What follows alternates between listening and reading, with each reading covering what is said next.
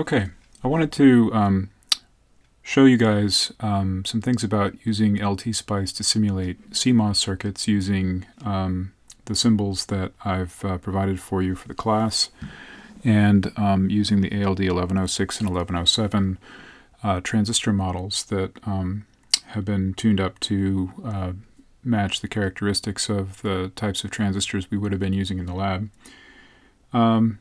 And I'm going to show you basically how to do a DC parametric sweep, which is the type of simulation you'll be doing most often in the next few labs, on a simple logic gate, a two-transistor logic gate called a CMOS inverter, which we'll be talking about in class or in the next sequence of pre-recorded lectures for the class.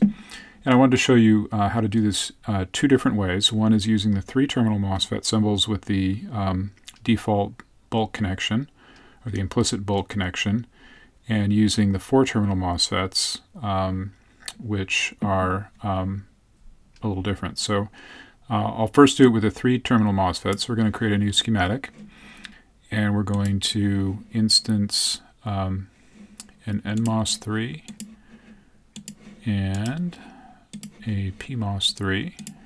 And you'll notice that these are denoted by the reference designator U, which denotes a subcircuit in LTspice typically.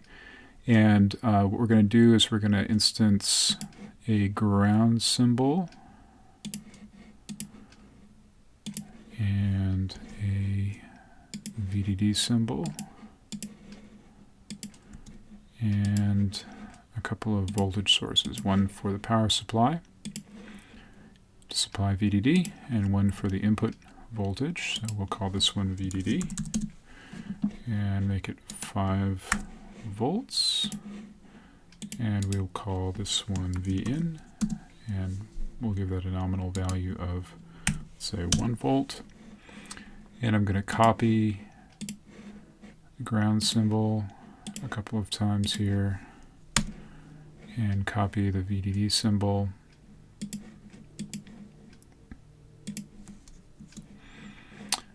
And I will move VDD up a little bit and maybe move this one down a little bit. And let's wire up the inverter. So the inverter has the two gates tied together, and that's the input, and it has the two drains tied together, and that is the output.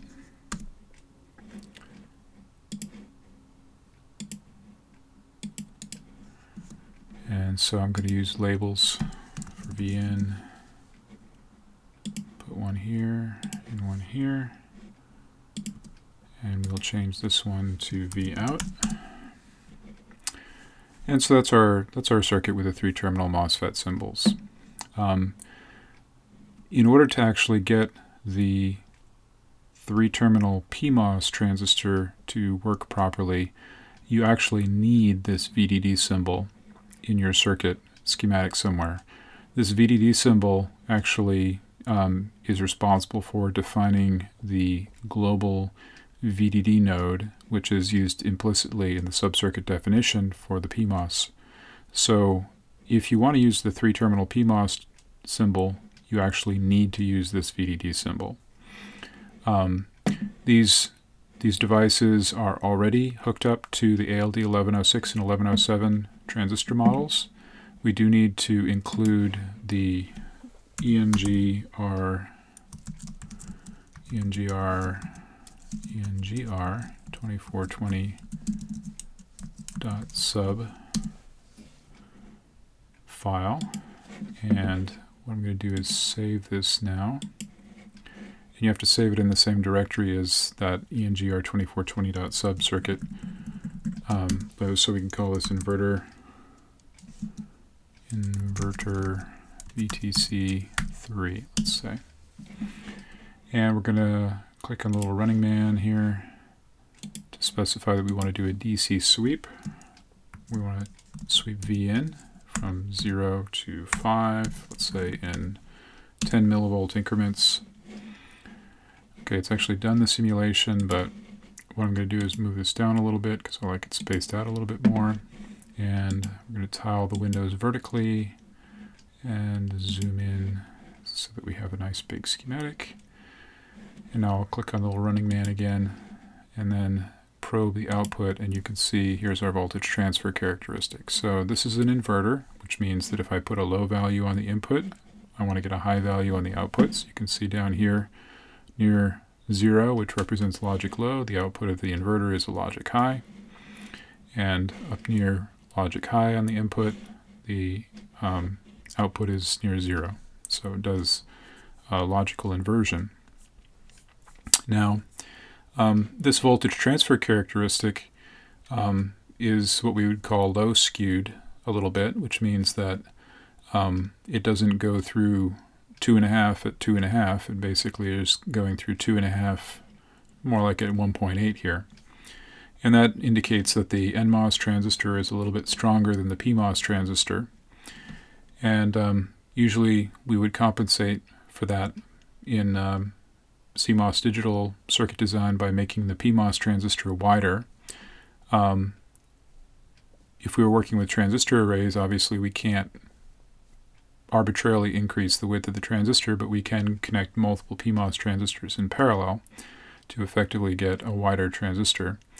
And in SPICE, there's a parameter for MOSFETs called M, which is the multiplicity, which is sort of the number of identical devices connected in parallel. And so these subcircuit MOSFET symbols are set up so that you can actually pass the standard MOS transistor parameters down into them. And so if I wanted to, let's say, increase the multiplicity of U2 to make it 3, which is a typical sort of PMOS to NMOS width ratio to try to make the inverter voltage transfer characteristic symmetrized or go through 2.5 at 2.5, I can right-click on the MOSFET symbol, and on this SPICE line parameter, I basically say M equals 3.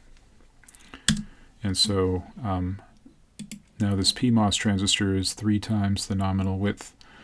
And if I repeat the simulation, you can see now that it's a lot closer to being centered at 2.5. It's not exactly at 2.5, but it's a lot closer than it was.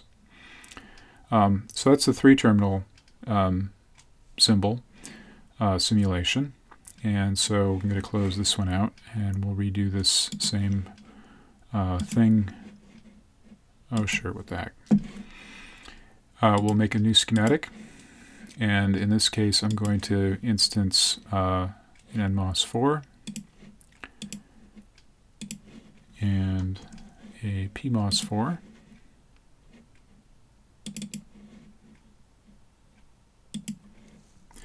And you'll notice now there's a 4th terminal, which is the bulk in each of these devices. You'll also notice that the reference designator for these devices is not a U, it's an M, which is what the normal MOSFET reference designator letter is.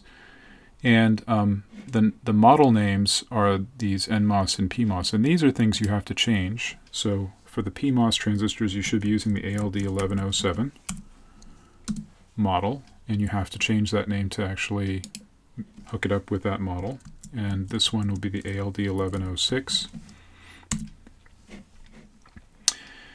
And what we're going to do is we're not going to use the VDD and ground symbols from the circuit, from the class set. We're going to use the ground symbol from LTspice. I'm going to use the common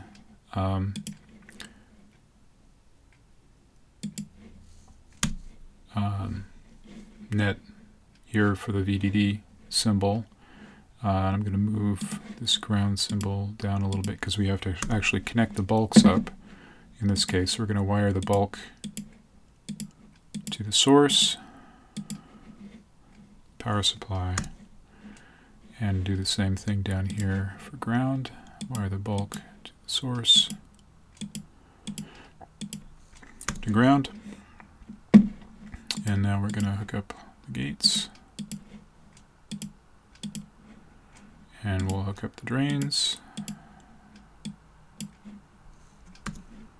And this out a little bit here, like so. It's too long. I'm a little bit anal retentive about my wire lengths here.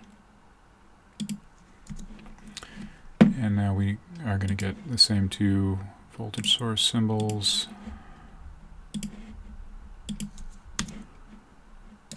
For VDD,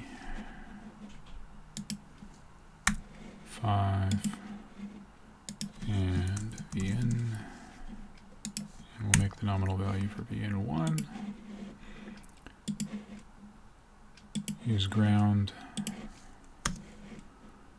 and common. Back up the power supply. And now we're going to use the net labels for connecting up VN. And we'll again change this one to Vout. Let's include the SPICE directive, which is including ENGR 2420.sub.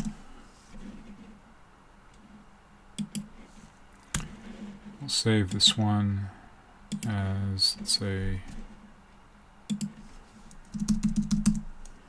inverter VTC4, and we'll click on the little running man, specify DC sweep VN 05.01.